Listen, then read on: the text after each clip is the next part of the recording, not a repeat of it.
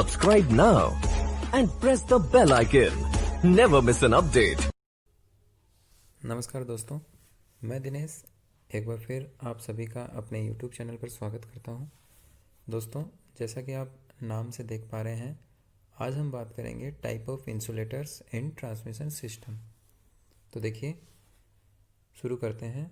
इसमें सबसे पहला जो है वो हमने पिन इंसुलेटर जो है वो दिखाया है। तो देखिए, यहाँ पर जो कंडक्टर होता है वो आपका इस तरह से इसमें पास करता है। देखिए, पिन इंसुलेटर का एग्जाम्पल जो है सबसे बढ़िया वो आप देख सकते हैं। घर के बाहर जो इंसुलेटर है वो घर के बाहर जो पोल पर जो लगा हुआ है वो आपका पिन इंसुलेटर ही है। ठीक है। अब देखिए, ये और ये सेकल इंसुलेटर। तो सेकल इंसुलेटर जो होता है, इन दोनों में जो डिफरेंस है वो देखिए, ये इंसुलेटर जो है आपका हॉरिजॉन्टली यूज़ होता है और ये आपका वर्टिकल मतलब सीधी इस दिशा में रहता है, और ये जो है ये आपका इस दिशा में रहता है। अब देखिए, ये कहाँ यूज़ होगा। ये वाला इंसुलेटर जो है ये आपका जो एंड सिरा होता है ना, जहाँ पर लाइन ख़त्म होती है वहाँ पर इसको आपने देखा होगा।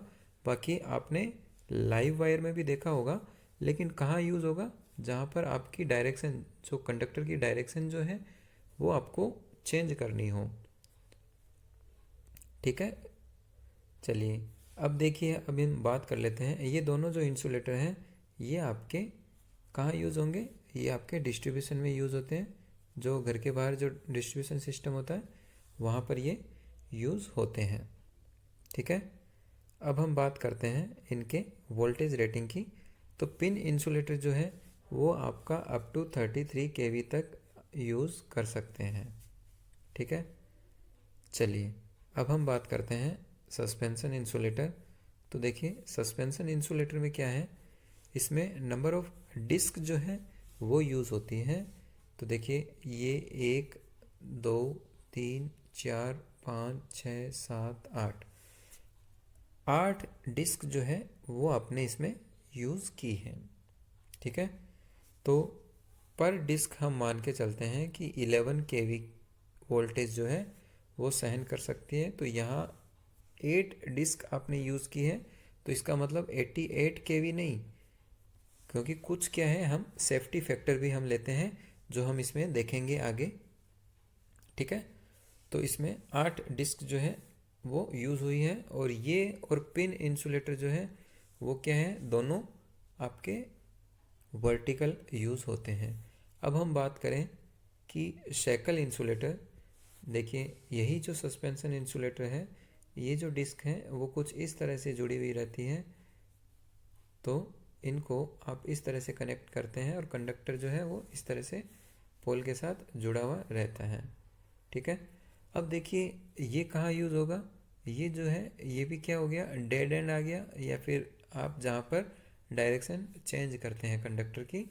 तो कहने का मतलब ये हो गया कि सेकल इंसुलेटर और स्ट्रेन इंसुलेटर ये दोनों क्या है, आपके सेम है, लेकिन इनकी वोल्टेज रेटिंग जो है वो डिफरेंट है।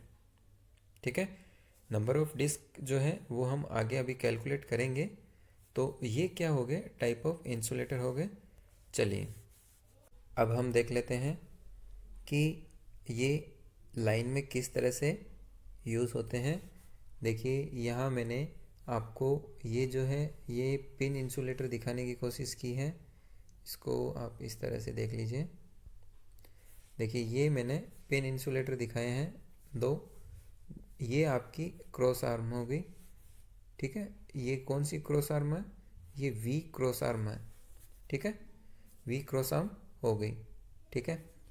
यहाँ पर देखिए, ये जो ऊपर वाला जो वायर है ये क्या है, अर्थिंग का वायर होता है। इसमें कोई भी करंट फ्लो नहीं करती। अब देखिए, ये हमने इसमें इंसुलेटर यूज़ नहीं किया है। आप देख पा रहे होंगे कि इसमें हमने इंसुलेटर यूज़ नहीं किया है। इसके पीछे कारण क्या है कि जब भी यदि आपका इंसुलेटर काम करना बंद कर दे तो इसकी वजह से फेल होने का मतलब क्या हो गया, टावर में कोई ना कोई करंट फ्लो करेगी। ठीक है, तो इस करंट को पाथ मिल जाए, ये करंट जो है डायरेक्ट आपकी अर्थ हो जाए, इसके लिए हमने ये अर्थ वायर यूज़ किया है। ठीक है, एक बार फिर से सुन लीजिए कि ये ऊपर ही क्यों लगाते हैं, इसको हम नीचे क्यों नहीं लगा सकते। लाइन के, ये जो लाइन है, इन लाइन के हम नीचे क्यों नहीं यूज़ करते, क्योंकि ये एक काम और करता है। जब भी आपकी बिजली गिरती है ना, जब भी आपकी बिजली गिरती है तो इन लाइन को बचाने के लिए हमने ये अर्थ वायर यूज़ किया है। तो बिजली जब भी गिरेगी तो सबसे पहले कांटेक्ट में ये वायर आएगा और इसके थ्रू जो है आपकी जो लाइटनिंग स्ट्रोक है वो डायरेक्ट अर्थ हो जाएगी, इस पोल के थ्रू करंट जो है वो डिस्चार्ज हो जाएगी। ठीक है, तो ये हो गया आपका पिन और सस्पेंशन इंसुलेटर में डिफरेंस। तो चलिए दोस्तों, आगे हम देख लेते हैं कि नंबर ऑफ डिस्क जो है वो किस तरह से कैलकुलेट करते हैं। तो देखिए, ये सिंपल सा फॉर्मूला हमने यूज़ किया है। नंबर ऑफ डिस्क का जो फॉर्मूला है वो हमने यूज़ किया है line voltage divide by √3 into 11। अब लाइन वोल्टेज किस लाइन के लिए आप जो इंसुलेटर हैं वो यूज़ कर रहे हैं, सपोज़ 33 kV की लाइन है, डिवाइड बाई √3 पर डिस्क जो है वो वोल्टेज कितना लेते हैं, 11 लेते हैं, तो ये आपका 3 आ जाएगा जो कि 1.7 रहेगा। अब हम इसको पॉइंट में ना लेके इसको अप्रोक्स जो है वो क्या कर देते हैं, 2 कर देते हैं। अब देखिए, नंबर ऑफ डिस्क जो है वो हम 2 नहीं लेकर हम कितनी लेंगे, 3 यूज़ करेंगे। क्यों यूज़ करेंगे, क्योंकि देखिए सेफ्टी फैक्टर जो होता है, सेफ्टी फैक्टर वो हम इंक्लूड इसमें करते हैं। क्योंकि जैसे कि मैंने अभी बताया कि जब भी लाइटनिंग स्ट्रोक जब भी गिरती है लाइन पर तो क्या होता है, वोल्टेज बढ़ता है। तो उस कंडीशन में भी सर्किट ब्रेकर जो है वो आपका डैमेज ना हो, वो फेल ना हो, तो उसके लिए सेफ्टी फैक्टर जो होता है वो भी हम इंक्लूड करते हैं। और सेफ्टी फैक्टर हमेशा एक से ज़्यादा ही लेते हैं। नॉर्मल यदि 33 या 66 kV की लाइन है तो वहाँ आप एक से ज़्यादा ना भी यूज़ करें तो कोई दिक्कत नहीं है, एक तो हम कंसिडर करते ही हैं।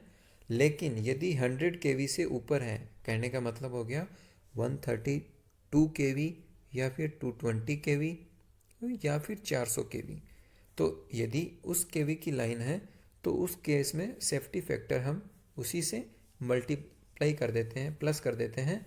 सपोज़ यदि आप 132 kV की लाइन यूज़ कर रहे हैं तो इसमें क्या है, सेफ्टी फैक्टर 2 या उससे ज़्यादा होगा, 2 या 3। उसके बाद यदि 220 kV की लाइन आप यूज़ कर रहे हैं, उसमें आप इंसुलेटर यूज़ कर रहे हैं, तो उसमें नंबर ऑफ डिस्क कितनी होगी, उसमें सेफ्टी फैक्टर हम 3 लेंगे, 3 या 3 से ज़्यादा 4 यूज़ कर सकते हैं। ठीक है, तो मिनिमम आप 3 सेफ्टी फैक्टर लेके डिज़ाइन करते हैं, सफिशिएंट है। यहाँ पर आप 2 यूज़ करेंगे और 400 kV की लाइन यदि आप ले रहे हैं उसमें आप इंसुलेटर यूज़ करेंगे, इंसुलेटर की डिस्क जो यूज़ करेंगे उससे आप सेफ्टी फैक्टर क्या लेंगे, +4 अधिक लेंगे। ठीक है, आप चाहें तो इसकी कैलकुलेशन भी करके देख सकते हैं। जैसे कि हम बात करते हैं 33 में तो आपने 3 डिस्क यूज़ कर ली, 33 kV की लाइन है, उसमें आपने नंबर ऑफ डिस्क जो है वो 2 + 1 यूज़ कर ली।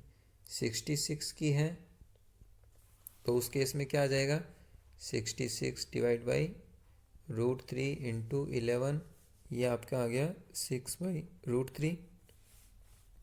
तो ये एक तरह से 6 डिवाइड बाई 1.7, तो ये लगभग 3 पॉइंट कुछ है, तो हम इसको 4 ही मान के चलते हैं। तो ये आ गया 4। अब क्या है, ये 4 तो ये हो गया, प्लस सेफ्टी फैक्टर कितना लेंगे, 1 लेंगे या फिर आप 2 भी ले सकते हैं। तो यहाँ तक ठीक है। 132 kV की लाइन यदि है तो उस केस में आप कितना लेंगे? देखिए इसका डबल कितना हो गया, 8 हो गया, तो आप 8 लेंगे। सेफ्टी फैक्टर प्लस 2, तो आप कितना यूज़ कर सकते हैं इसमें? आप 1 और 2 दोनों ही यूज़ कर सकते हैं। 1 भी कर सकते हैं और 8 प्लस 2 भी आप यूज़ कर सकते हैं और 3 भी यूज़ कर सकते हैं। जनरली आपको 9 ही मिलेगा, सॉरी 10 ही मिलेगा, 9 या 10 के आसपास रहता है। आगे हम बात करें 220 kV की लाइन है, तो उसमें नंबर ऑफ डिस्क कितनी होगी? 220 का मतलब हो गया आपका इसका भी डबल, तो इसका डबल कितना हो गया? 16। तो लगभग, अब देखिए इसको आप कैलकुलेट करना चाहें तो ये कुछ इस तरह से हो जाएगा ना। 220 का मतलब हो गया 220 डिवाइड बाई √3 इंटू 11, तो ये आपका आ गया 20, और 20 में आप 1.7 का डिवाइड करेंगे तो ये कितना आ जाएगा? ये आपका आ जाएगा 12 के आसपास। तो 12 प्लस 3, क्योंकि 220 है ना, तो 15 इंसुलेटर जो होते हैं वो इसमें यूज़ होते हैं। और 400 kV की लाइन यदि है तो वहाँ आप इंसुलेटर कितने यूज़ करेंगे? 21 प्लस 4, 25 इंसुलेटर। तो 400 kV की लाइन में 25, 220 में 15 के आसपास, और 32 में आप 9 या 10 दोनों यूज़ कर सकते हैं। 66 में 5, 33 में 3 डिस्क जो है वो यूज़ होगी। ठीक है दोस्तों, तो आज के लिए इतना ही।